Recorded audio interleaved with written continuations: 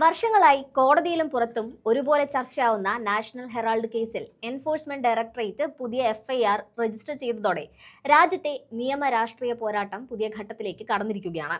കോൺഗ്രസ് നേതാക്കളായ സോണിയാഗാന്ധിക്കും രാഹുൽ ഗാന്ധിക്കും എതിരായ കേസ് നിയമപരമായി നിലനിൽക്കില്ല എന്ന് തെളിഞ്ഞതിന്റെ പശ്ചാത്തലത്തിൽ തങ്ങളുടെ വീഴ്ചകൾ മറികടക്കാൻ ഇഡി നടത്തുന്ന അവസാന ശ്രമമാണിതെന്നാണ് കോൺഗ്രസ് നേതൃത്വം ശക്തമായി വാദിക്കുന്നത്.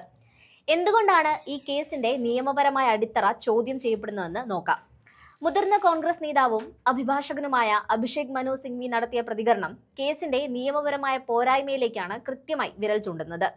ഈ പുതിയ എഫ്ഐആർ അനാവശ്യമായ ഒരു വൈകിയുള്ള നടപടിയാണെന്നും താൻ നേരത്തെ ട്രയൽ കോടതിയിൽ വാദിച്ചതുപോലെ കേസിൽ പ്രീഡിക്കേറ്റ് ഒഫൻസ് എന്ന അടിസ്ഥാന കുറ്റം നിലനിൽക്കുന്നില്ല എന്നതിന്റെ അവിചാരിതവും അബദ്ധത്തിലുള്ളതുമായ ഒരു അംഗീകാരമാണ് ഇതെന്നും സിംഗ്വി വ്യക്തമാക്കി. കള്ളപ്പണം വെളുപ്പിക്കൽ തടയൽ നിയമം അഥവാ PMLA പ്രകാരം ഒരു കേസ് അന്വേഷിക്കാൻ ഇഡിക്ക് സാധിക്കണമെങ്കിൽ അതിന് ആധാരമായി ഒരു ക്രിമിനൽ കുറ്റം, അതായത് ഒരു സ്കെഡ്യൂൾഡ് ഒഫൻസ് അല്ലെങ്കിൽ പോലീസ് എഫ്ഐആർ മുൻപ് തന്നെ രജിസ്റ്റർ ചെയ്തിരിക്കണം. എന്നാൽ നാഷണൽ ഹെറാൾഡ് കേസ് ആരംഭിച്ചത് BJP നേതാവ് സുബ്രഹ്മണ്യൻ സ്വാമി നൽകിയ ഒരു സ്വകാര്യ പരാതിയുടെ മാത്രം അടിസ്ഥാനത്തിലായിരുന്നു. ഇത് PMLA നിയമത്തിന്റെ അടിസ്ഥാനപരമായ വ്യവസ്ഥയ്ക്ക് വിരുദ്ധമാണ്. ഈ നിയമപരമായ വിടവ് തങ്ങളുടെ കേസിന്റെ നിലനിൽപ്പിനെ ബാധിക്കുമെന്ന് ഇഡിക്ക് ബോധ്യപ്പെട്ടതിന്റെ ഫലമാണ് ഇപ്പോൾ ക്രിമിനൽ വഞ്ചന, വിശ്വാസവഞ്ചന തുടങ്ങിയ വകുപ്പുകൾ ചേർത്ത് ഡൽഹി പോലീസിന്റെ ഇക്കണോമിക് ഒഫൻസ് വിങ്ങിൽ ഇഡി ഉദ്യോഗസ്ഥൻ പുതിയ എഫ്ഐആർ ഫയൽ ചെയ്തത്. ഇത് അമിതാവേശം കാണിക്കുന്ന പ്രോസിക്യൂഷന്റെ നടപടിയാണെന്നും ക്രിമിനൽ നിയമം പ്രതികാര ബുദ്ധിയോടെ ഉപയോഗിക്കരുത് എന്നും ചൂണ്ടിക്കാട്ടുന്ന സിംഗ്വി ഇഡി തങ്ങളുടെ നിയമപരമായ വീഴ്ച മറികടക്കാൻ ശ്രമിക്കുകയാണെന്നും ആരോപിക്കുന്നു. ഈ രാഷ്ട്രീയ ആരോപണങ്ങളുടെയും നിയമ പോരാട്ടങ്ങളുടെയും കേന്ദ്ര ബിന്ദുവായ നാഷണൽ ഹെറാൾഡ് കേസിന്റെ ചരിത്രം പരിശോധിക്കുമ്പോൾ കോൺഗ്രസിന്റെ വാദങ്ങൾക്ക് കൂടുതൽ ബലം ലഭിക്കുന്നുണ്ട്. ജവഹർലാൽ നെഹ്റു സ്ഥാപിച്ച അസോസിയേറ്റഡ് ജേർണൽസ് ലിമിറ്റഡിന് കാലക്രമേണ നേരിട്ട സാമ്പത്തിക പ്രതിസന്ധി മറികടക്കാനാണ് കോൺഗ്രസ് പാർട്ടി 2002 മുതൽ 2010 വരെയായി 90 കോടിയിലധികം രൂപ വായ്പ നൽകിയത്.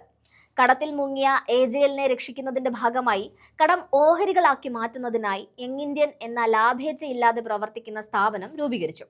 ഇത് നഷ്ടത്തിലായ കമ്പനികളെ പുനരുജ്ജീവിപ്പിക്കാൻ സാധാരണയായി ചെയ്യുന്ന ഒരു സാമ്പത്തിക പുനഃസംഘടന മാത്രമായിരുന്നു. ഇതിലൂടെ യങ് ഇന്ത്യൻ കമ്പനി AJLന്റെ ഓഹരി ഉടമകളായി എന്നതല്ലാതെ ഇഡി ആരോപിക്കുന്നത് പോലെ 2000 കോടിയിലധികം രൂപയുടെ റിയൽ എസ്റ്റേറ്റ് ആസ്തികൾ ഗാന്ധി കുടുംബാംഗങ്ങൾക്ക് വ്യക്തിപരമായി കൈവശം വയ്ക്കാൻ സാധിച്ചിട്ടില്ല. സ്വത്തുക്കളുടെ ഉടമസ്ഥാവകാശം ഇപ്പോഴും AJL കമ്പനിയിൽ തന്നെയാണ്. മാത്രമല്ല, AJLന്റെ വാടക വരുമാനത്തിൽ നിന്നോ മറ്റ് ആസ്തികളിൽ നിന്നോ ഒരൊറ്റ രൂപ പോലും സോണിയാഗാന്ധിക്കോ രാഹുൽ ഗാന്ധിക്കോ മറ്റ് ഓഹരി ഉടമകൾക്കോ വ്യക്തിപരമായ നേട്ടത്തിനായി കൈമാറ്റം ചെയ്യപ്പെട്ടിട്ടില്ല എന്ന ശക്തമായ വസ്തുത കോൺഗ്രസ് ആവർത്തിക്കുന്നു.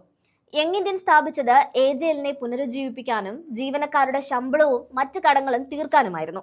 സുപ്രീം കോടതിയുടെ മുൻകാല വിധിന്യായങ്ങൾ അനുസരിച്ച് ഓഹരി ഉടമസ്ഥാവകാശം കമ്പനിയുടെ സ്വത്തുക്കളുടെ ഉടമസ്ഥാവകാശമായി കണക്കാക്കാനാവില്ല എന്നതും കോൺഗ്രസിന് അനുകൂലമാണ്. ചുരുക്കത്തിൽ, നിയമപരമായ അടിത്തറയില്ലാത്ത ഒരു കേസിനെ നിലനിർത്താൻ വേണ്ടി ഇഡി നെട്ടോട്ടം ഓടുന്നതിന്റെ തെളിവാണ് ഈ പുതിയ എഫ്ഐആർ എന്നും ഇത് ഒരു രാഷ്ട്രീയ വേട്ടയാടൽ മാത്രമാണെന്ന കോൺഗ്രസിന്റെ വാദത്തിന് ബലം നൽകുന്നതാണ് ഇഡിയുടെ ഈ നടപടിയെന്നും വിലയിരുത്തപ്പെടുന്നു.